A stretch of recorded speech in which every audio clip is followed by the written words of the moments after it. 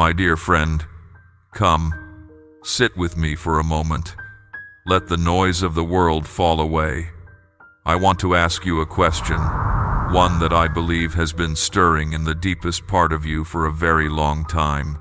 Have you ever had a conversation with God that no one else could hear? Not with grand thunder or a voice from the clouds, but a silent dialogue, a persistent, quiet hum beneath the surface of your days. A feeling that you are being spoken to, even in the most profound silence? In my 20-plus years behind the pulpit, I have seen thousands of faces. I've learned to read the stories in people's eyes, the subtle language of a soul's journey. And the most powerful story, the one that repeats across every generation, is not the one spoken aloud. It is the story of this silent conversation. It is the story of you, the one who has carried burdens with a strength you didn't know you possessed. The one who presents a mask of resilience to the world, but whose pillow knows the truth of your private tears. You, who have navigated life with a quiet prayer on your lips, a yearning not just for any answer, but for a word that felt like it was carved from eternity specifically for the shape of your own heart. If this is you, then I want you to breathe. Breathe and listen closely, because what I am about to share is not a sermon I've preached 100 times. This is different. This is the very truth you have been seeking, pure and vital and intensely personal. You're hearing these words right here, right now, is not a coincidence. It is a divine appointment.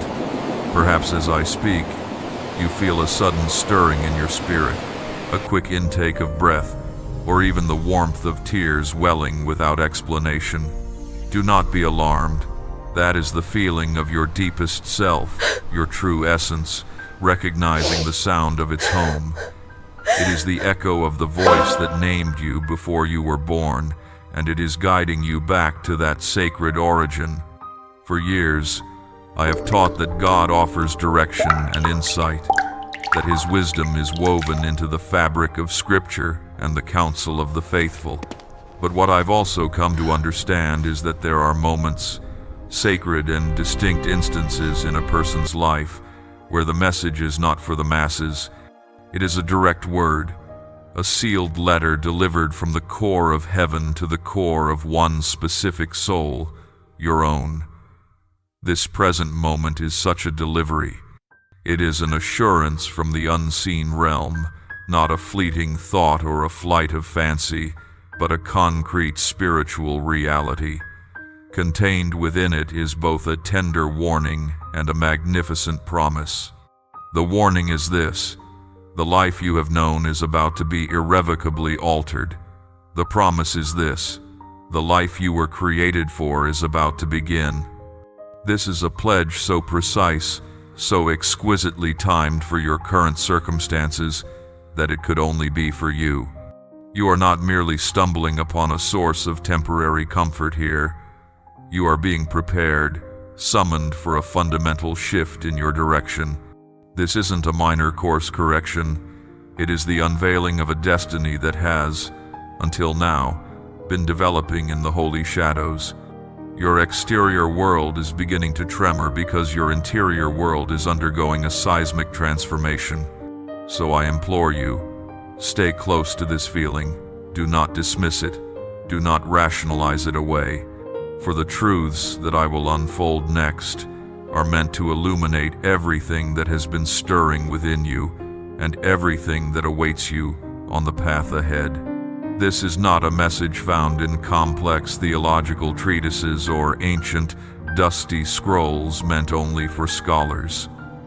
It is not an intellectual exercise to be debated. It is a living reality, a vibrant truth being downloaded directly into your consciousness, because you, my dear friend, have been set apart. Deep down, you've always known this, haven't you? It might have been a feeling you could never quite articulate, a quiet sense of being different, not in an arrogant way, but in a way that suggested your soul was tuned to a different frequency. A quiet, inner longing that has persisted despite the world's attempts to drown it out. Have you noticed it lately? How your old habits and routines suddenly feel hollow, almost foreign, as if you've outgrown the very skin you used to live in. Why do you feel a profound sense of anticipation in places and situations that once felt comfortable and safe? The reason is not psychological. It is profoundly spiritual. You have been distinguished. The call of God has finally pierced through the static of your life, and this word, this moment, is the result. And this call is not for what you have done, but for who you are, for the way you were intricately woven together in the secret places of creation. Do you ever get the sense that you've been playing a smaller game than you were designed for? That you've been holding back your truest, most radiant self, not just from the world, but from the vast, undiscovered country within your own soul? I want to propose something radical. What if God's word is coming to you with such intensity now, not because you have a long way to go to get ready, but because you are already ready, even if your mind hasn't caught up to the reality of your spirit? This is not a metaphor, my cherished friend. This is not a fleeting emotional high. A tectonic shift is occurring in the spiritual dimension. A sacred urgency is echoing through the corridors of existence, and you are feeling its vibrations. I have learned to see this hidden current flowing beneath the surface of ordinary life, and I tell you with all the certainty in my heart, this is not a past event or a future hope. It is here, it is now. And the Lord is not calling for spectators or armchair philosophers. He is calling for souls who have been refined in the kiln of hardship, whose strength has been forged in the crucible of stillness. And you, yes, you, my beloved friend, are being handed a divine assignment. How will you respond when this truth ignites within you like a fire, becoming too bright to ignore? Will you cooperate in the private sanctuary of your heart with what God is preparing to make public in your life? An invisible but precise power is elevating you right now as you listen. Your alignment with God's purpose at this very moment is not a product of chance. It is a deliberate, irreversible act of divine will. The invisible realm is holding its breath in anticipation. Do you feel it? The shift in the very atmosphere around you? It's not the weight of your daily obligations, but something far more profound, as if the very marrow of your spiritual bones is reconfiguring itself without your conscious effort. This, my friend, is the beginning of the great unveiling. And in our next chapter, we will talk about the often unsettling process that comes with it, the sacred unraveling. My friend, why do the things you once clung to for security now feel like shackles? Why do the very definitions that once gave you comfort now feel like cages? This is a question I've sat with in the quiet hours of the morning, long before the sun graces the stained glass windows of my church. And I believe the answer lies in one of the most misunderstood processes of the spiritual life, the sacred unraveling.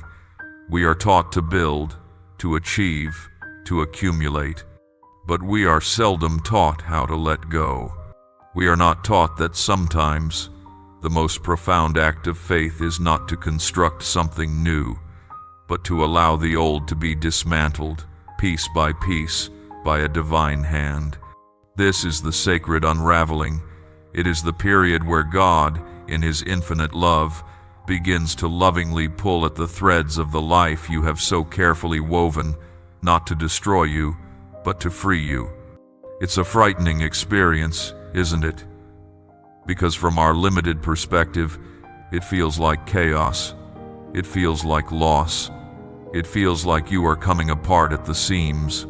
But what if I told you that this falling apart is, in reality, a coming together, a holy realignment? What if the chaos you perceive is actually the meticulous work of a divine architect, clearing the ground for a structure far grander than you could have ever designed for yourself. Think of it like this. For years, you have lived in a house you thought was your own. You decorated its walls with your achievements, your relationships, your beliefs. It was comfortable, it was familiar, but deep down, you sensed the foundation was not quite right. You felt a draft you couldn't locate, a sense of confinement you couldn't explain.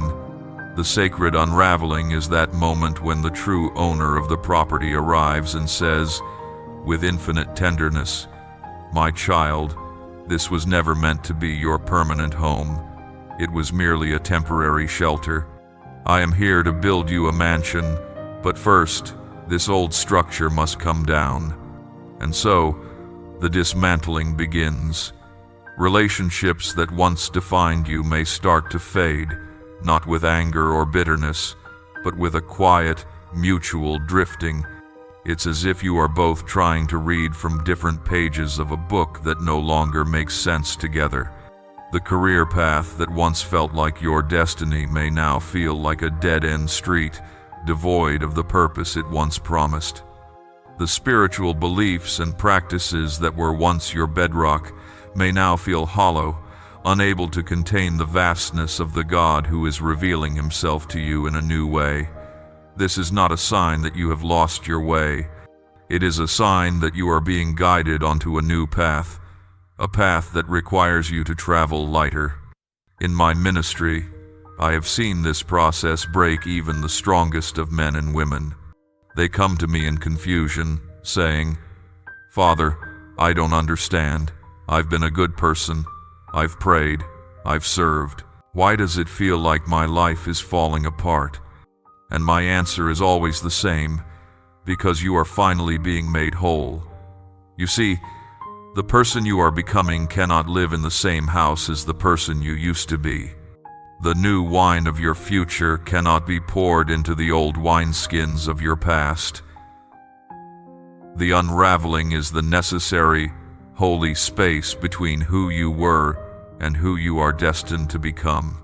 It is during this time that your internal perceptions become sharper, your emotions more intense, your sense of divine timing more acute. Why? Because the buffers are gone. The distractions and defenses you once used to numb yourself to the deeper realities of your soul are being stripped away. You are feeling everything more deeply because you are finally living more authentically. You are no longer living from the surface of your life. You are being drawn into its sacred depths. The apprehension you once believed was an inseparable part of your personality begins to recede, and you realize it was never truly yours to begin with. You are not becoming someone new. You are remembering the powerful, fearless soul you were created to be from the very beginning. This process is often accompanied by a profound sense of loneliness. As old connections fall away, there can be a period of stillness, a holy vacuum. It may feel like you are walking a path entirely alone, but this solitude is not a punishment, it is a preparation. It is a divine invitation to find your validation not in the applause of the crowd, but in the quiet, unwavering presence of your Creator. It is in this sacred quietness that holy insight can finally take root and solidify within you. It is here, in the absence of external noise, that you learn to distinguish the voice of God from the clamor of the world's expectations. Do not fear this emptiness. It is a holy ground. It is the fertile soil from which your true purpose will blossom. For what is departing from your life is not a loss, but a gain.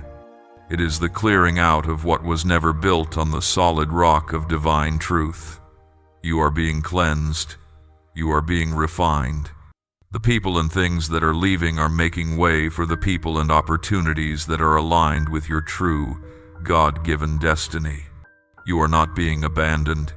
You are being made ready for a divine convergence where everything you have silently prayed for will begin to gravitate toward you, drawn not by your effort, but by the irresistible light of your authentic essence.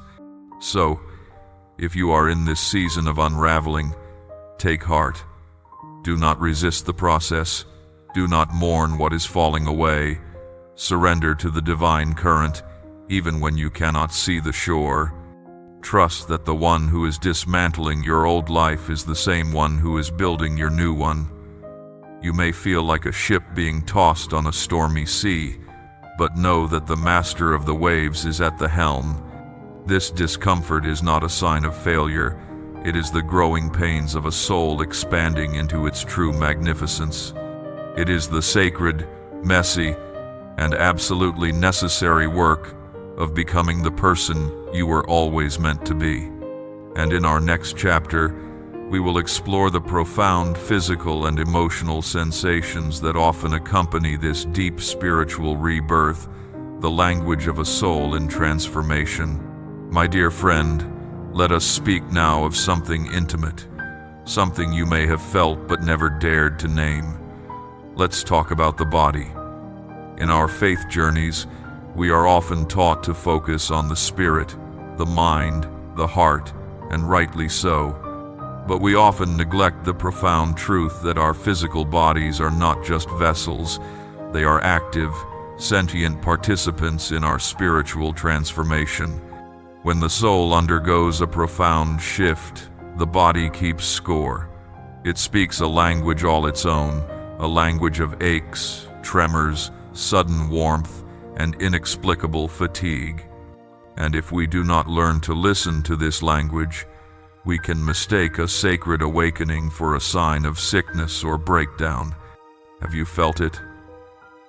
That strange and potent cocktail of sensations, a deep, soul-level weariness that no amount of sleep can touch, yet simultaneously, moments of electric, surging energy that feel like they could power a city. You might feel a sudden, intense warmth spreading through your chest, a gentle vibration in your hands, or a quickening of your heart even when you are at rest. There can be moments of profound clarity and brightness, immediately followed by waves of tears that seem to rise from a wellspring deep within you, carrying emotions you cannot even identify. This, my friend, is not a sign that you are falling apart. It is the undeniable, physical evidence that you are being remade. For over 2 decades, I have sat with people in the quiet sanctuary of my office, listening as they describe these symptoms with fear and confusion. "Father," they'll say, "I think I'm losing my mind. My body feels like a stranger to me." And I will look them in the eye and tell them with all the conviction of my calling, "No, my child, you are not losing your mind. You are finally, truly inhabiting your body. Your spirit is expanding, and your physical form is racing to catch up. What you are experiencing is the very friction of divinity meeting dust. It is the sensation of your inner essence, your eternal self, expanding at a rate that your physical self, your earthly tent, is still learning to accommodate. Imagine your spirit as light and your body as a lantern. For years, you have been burning with a low, steady flame, but now, God is turning up the wick. The light within you is growing brighter, more intense. Is it any wonder that the lantern itself begins to grow warm, to hum with a new energy, to feel the strain of containing a brilliance it was not previously accustomed to? The sensations you feel, the warmth, the vibrations, the unease, are not a collapse. They are the prelude to your renewal. The pressure in your chest is not a weight meant to crush you. It is the feeling of the doorway to your heart being pushed open wider from the inside. This divine recalibration affects every part of you. Your very cells are being retuned to a higher frequency. Your breath may find a new, deeper cadence. Your internal systems are being rewired to carry a greater current of spiritual light and truth. This is why you feel that mix of profound longing that has nothing to do with earthly desires and that bone-deep weariness that physical rest cannot soothe. Your body is letting go of what is dense to make room for what is divine. It is purging old traumas, inherited griefs, and emotional weights you have carried for years, perhaps even for generations. The ache in your back, the tightness in your shoulders, the trembling in your legs, these are not just random physical events. They are sacred communications. They are the physical release of spiritual burdens. Are you willing to trust a process that feels so far beyond the grasp of your logic, yet is so deeply resonant with your spirit?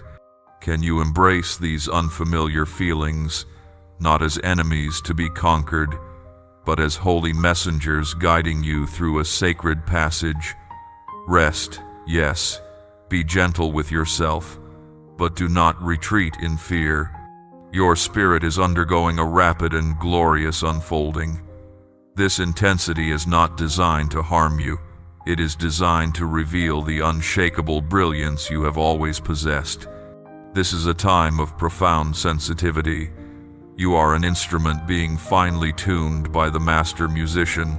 Of course, you will feel the adjustments. You may find that your tolerance for noise, for negativity, for superficial conversations has diminished. This is not arrogance, it is alignment. You are instinctively moving away from that which creates dissonance with the new song being played within you. What you once perceived as personal vulnerability, your heightened sensitivity, your deep empathy, your weariness with the world's harshness, you will now recognize as your greatest strength. It is a sacred attunement. It is the mark of a soul that is awake and alive to the subtle rhythms of the kingdom of God. So please, I implore you, do not pathologize your awakening. Do not rush to medicate the sacred discomfort of your own becoming. When the tears come, let them flow. When the energy surges, give it a creative outlet. When the weariness descends, grant yourself the grace of deep rest. You are not breaking down, my beloved friend. You are breaking open. You are in that holy, in-between space where you are no longer the person you were, but not yet fully the person you are becoming. Will you have the courage to remain in this sacred passage? Will you trust that the exhaustion you feel is the integration of a wisdom deeper than you have ever known? This is the very beginning of a profound illumination, and in our next chapter, we will explore how this internal transformation begins to powerfully and irrevocably reshape your external world. My friend, as the profound inner work of your transformation continues, a remarkable thing begins to happen. The boundary between your inner world and your outer world starts to become porous. The light that has been kindled in the secret sanctuary of your soul can no longer be contained. It begins to shine through your eyes, to resonate in your voice, and to emanate from your very presence. This is the dawn of your authentic power.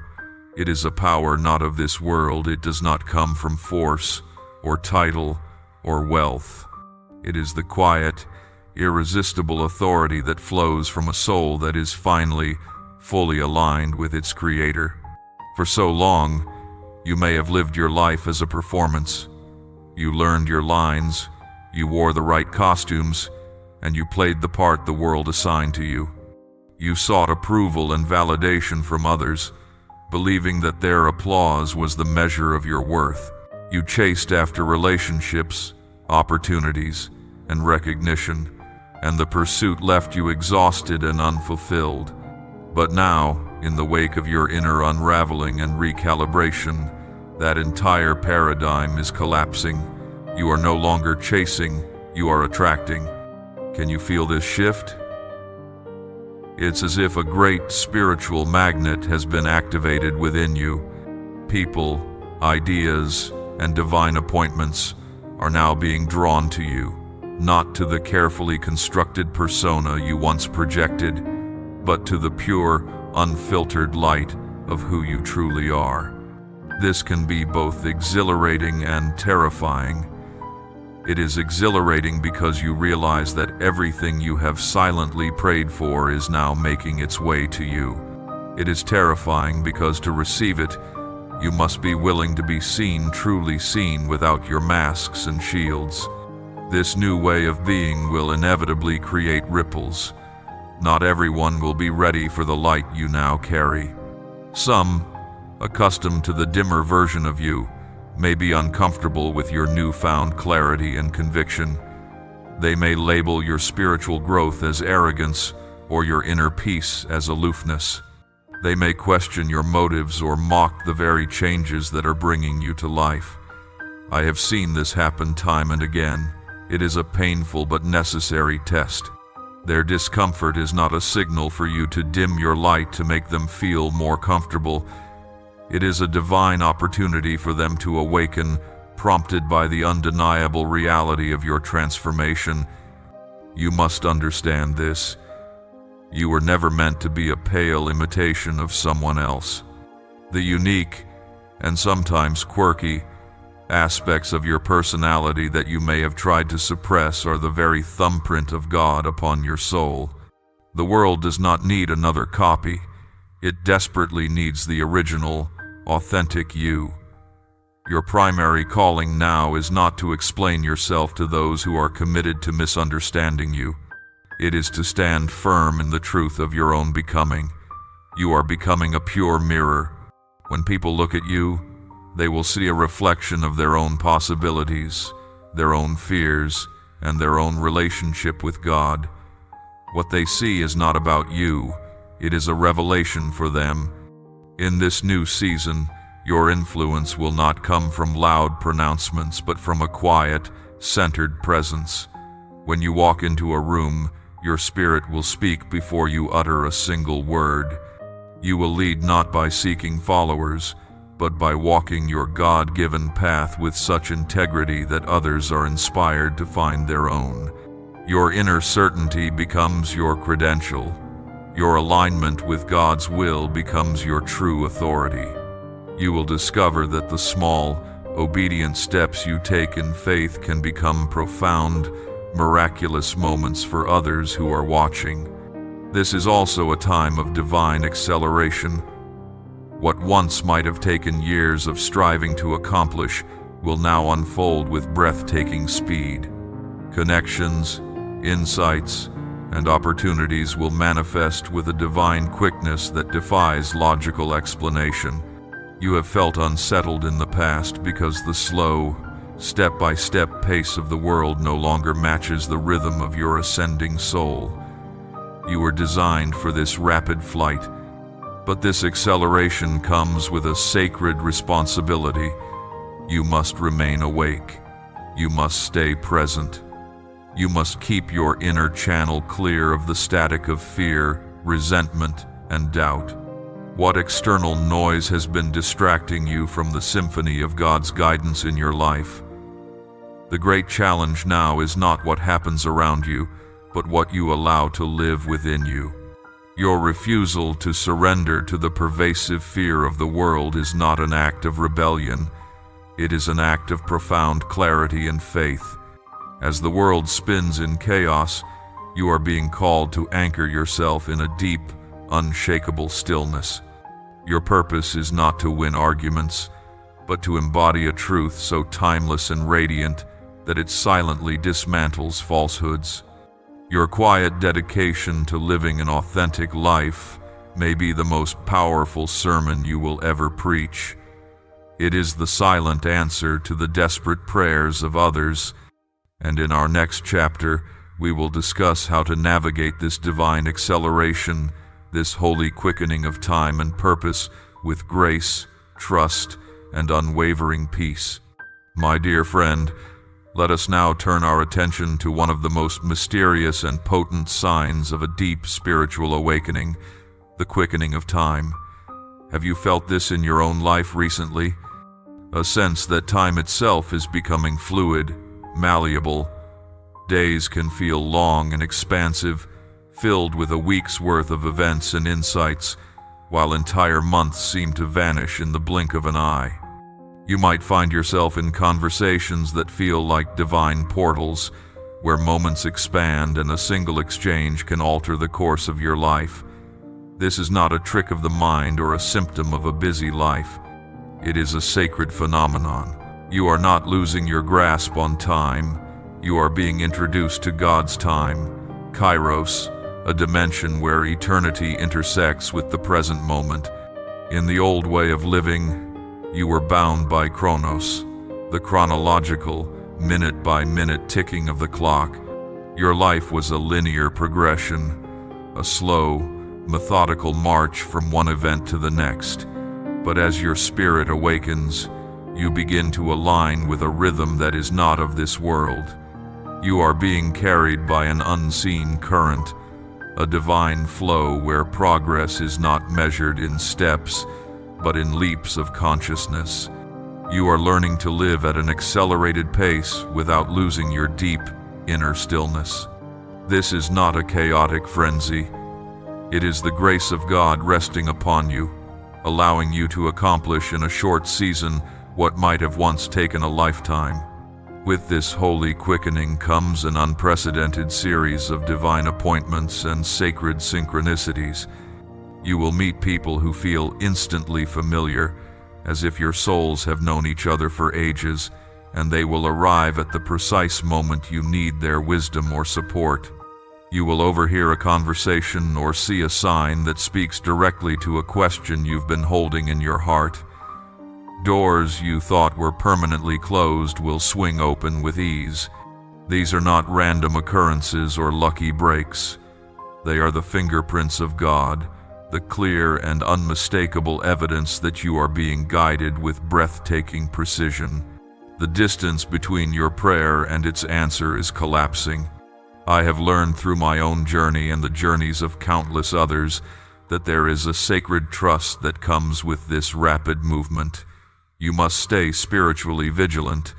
You must keep your inner self unclouded, for the messages are coming faster now, and the opportunities are more fleeting. A single moment of presence, a single act of obedience to a quiet nudge from the Holy Spirit can unlock the next chapter of your destiny. Conversely, a moment of distraction, of allowing your mind to be consumed by old fears or petty grievances, can cause you to miss the very miracle you've been praying for. Therefore, the practices that once felt comfortable may now feel confining. The spiritual disciplines that sustained you in the past may need to be deepened or altered to match this new, accelerated rhythm. Your task is not to overthink these divine encounters, but to flow with them. When the urge comes to call an old friend, make the call. When a book falls off a shelf, read it. When you feel a pull to visit a certain place, go. You are learning to move past what your mind can logically grasp and to trust the deeper knowing of your spirit, which is in direct communion with God. This is a period that calls not for rigid, logical planning, but for a fluid, intuitive surrender. You must release your compulsive need to control every detail and your anxiety that things are moving too fast. My beloved friend, you were forged in the fires of eternity for this very moment. Your soul has been training for this ascent for your entire life. Do not doubt your capacity to navigate it. The powerful emotions you feel are not a sign of instability. They are the result of your inner being, processing divine information at a rate faster than ever before. This is not pressure, it is spiritual propulsion. You are being prepared for a quantum leap forward. To navigate this quickening, you must cultivate a profound inner quiet amidst the acceleration. You must create intentional space in your day to simply be still, to listen, and to receive.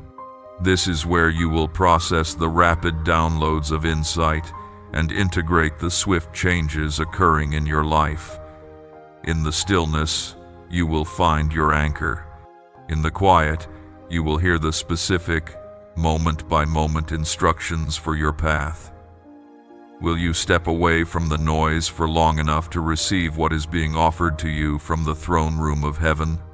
This new awareness is no longer just around you. It is fully alive within you, and it is ready to manifest. This is the bridge between who you have been and the glorious reality of who you are destined to become. And in our final chapter, we will speak of the ultimate destination of this journey, the great unburdening and the emergence of your true, radiant, and eternally free self.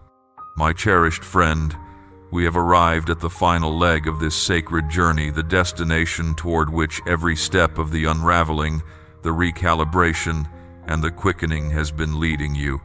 We have come to the great unburdening. This is not an event you must strive for. It is a grace you will awaken into. It is the moment of divine release, the culmination of your surrender, where the weight you have carried for a lifetime is finally and forever lifted.